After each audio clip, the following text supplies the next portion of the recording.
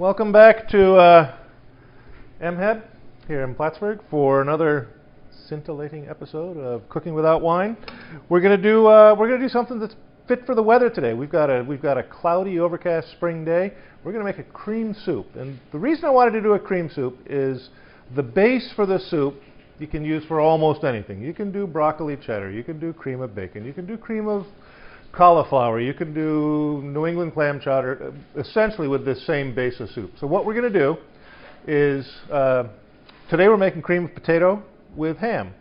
Telly, can you just pan down here for a second? Let's get the ingredients. What I've got is I've got some potatoes, onions, various spices. I've got marjoram and herb de Provence and flour for the roux and oregano and onions, which I'm going to brown, celery, which I'm going to brown, and some ham for the body of the soup, potatoes, and butter to get going. So what I'm going to do is throw some butter on the stove to start warming up, and then we'll chop some vegetables. Be right with you.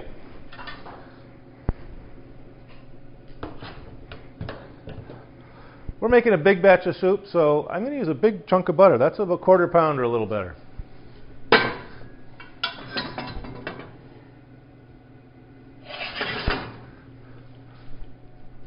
So while that is going, let's talk about how we're going to cut the potato. One of the things that's handy to keep in mind is that the more you cut with something that's got a flat surface on the board, the safer it is. You know, I like my knuckles and I like my fingernails. So anyway, what I'm going to do first off is I'm going to take a slab off one side of the potato. And that gives me a nice firm surface so that won't rock around on me. And then I can cut that into slabs.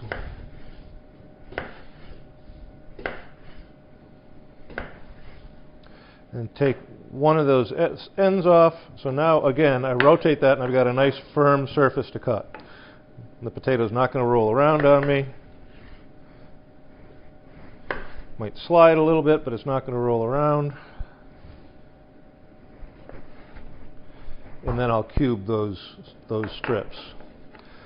Pick up those first two slabs that I took off.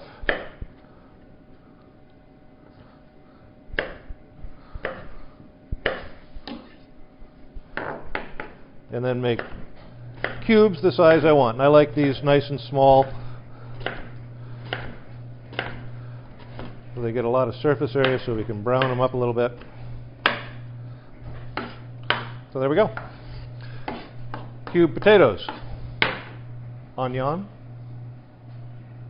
Got it? I'm going to cut this the same way we've talked about in the past. I'm going to cut the top off, going not quite all the way through so that the skin peels down. Then do the same with the bottom. Go in the opposite direction. Peel that guy off so that now I've got an opening in the skin on both sides to cut down. Simple little thing, just makes the onion easier to peel. Off to the compost for those guys. Gosh, you know, sometime in the next week or so, maybe the next episode, we'll go back out to the greenhouse, thinking of the compost and what's going on here. The greenhouse is going crazy. We have got more tomatoes and basil and other herbs and lettuces. The romaine is looking absolutely gorgeous. So I'm going to dice up, I've already done some of these, as you can see, but I'm going to dice up the rest of this onion.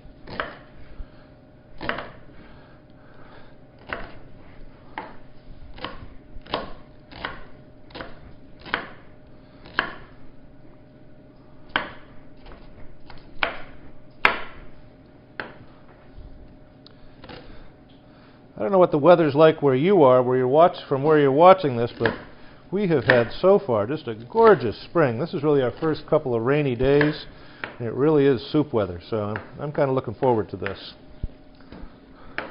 I hear my butter bubbling in the background. So what I'm going to do is I'm going to take the onions that I've minced up and some celery that I cut up beforehand, and I'm going to go back to the stove and I'm going to throw these in so that they can begin to brown up and caramelize a little bit.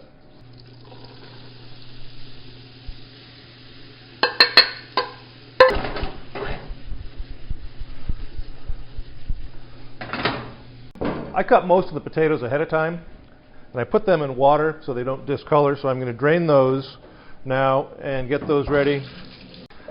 Peeled or cut potatoes begin to brown pretty quickly, so it's nice to put those in some water just to keep the color nice. All right, so we've got our celery and onions sauteing here and beginning to show a little color on the bottom of the pan.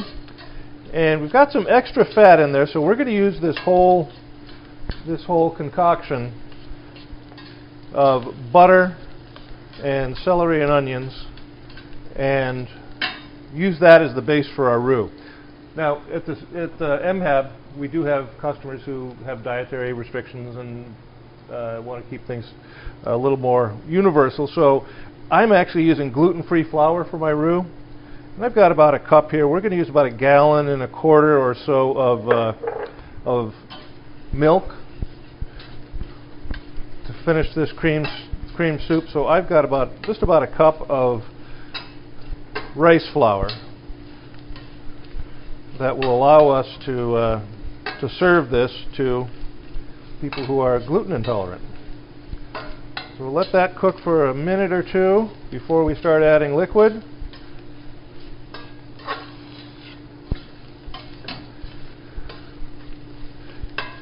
You can see we're starting to get a little brown on the bottom of the pan. That's what they refer to as fond, F-O-N-D. That is the brown stuff that accumulates as things brown on the bottom of a pan. And that is full of flavor. I'm going to reduce my heat a little bit. And now that mixture of flour and butter that these vegetables are in is now bubbling and pretty hot and pretty well cooked. The key to a roux is to make sure that the flour gets well cooked before you start to add your liquid. So I've got a roux with vegetables in it that's bubbling and well cooked, and I'm now going to start adding our liquid. And I'm going to use whole milk. As I say, I got about 1 gallon of whole milk, and then I'm going to use a quart of half and half. So I'm going to deglaze the pan with that, and making sure to get that roux fully mixed up and to get all that brown fond off the bottom of the skillet. And the liquid sort of melts that fond and allows it to lift off the bottom of the pan. You can see how that's gotten quite pasty and gloppy. That will thin out, of course, as we add the remainder of the liquid.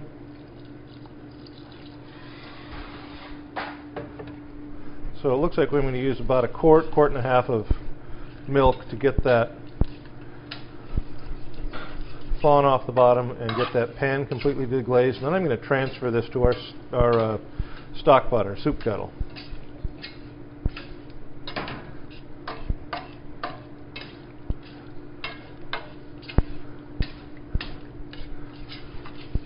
All right. So the bottom of that pan is nice and cleaned off, and the vegetables got browned before. You know, thinking about this pot, looking at the bottom of the pot, we're going to have a session just on pots and pans before too long, which I think will be sort of interesting. Whoops, that's hot.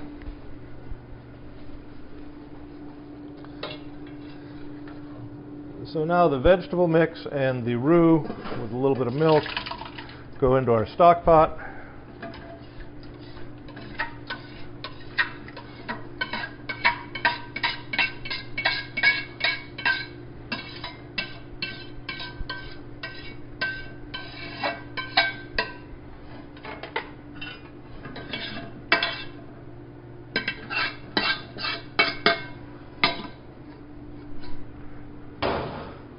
And in goes the last of the liquid.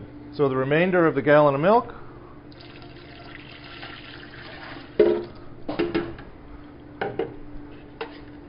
and a quart of cream.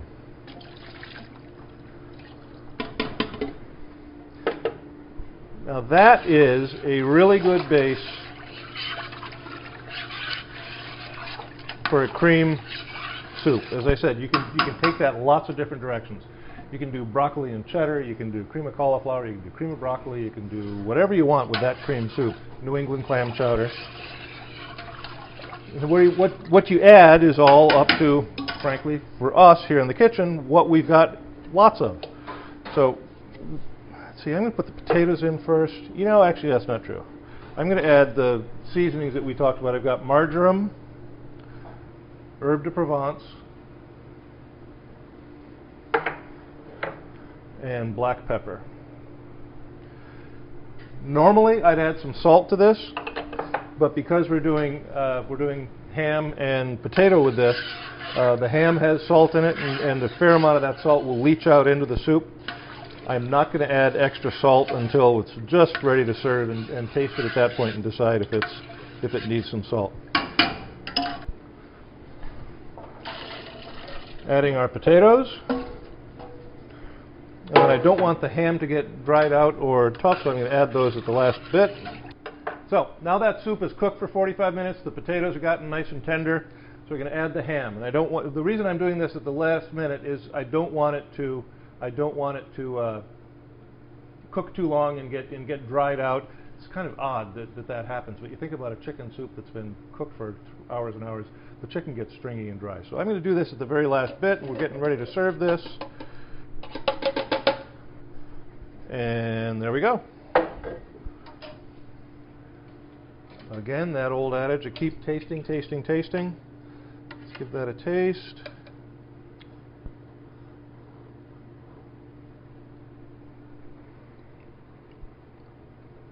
That'll do, pig.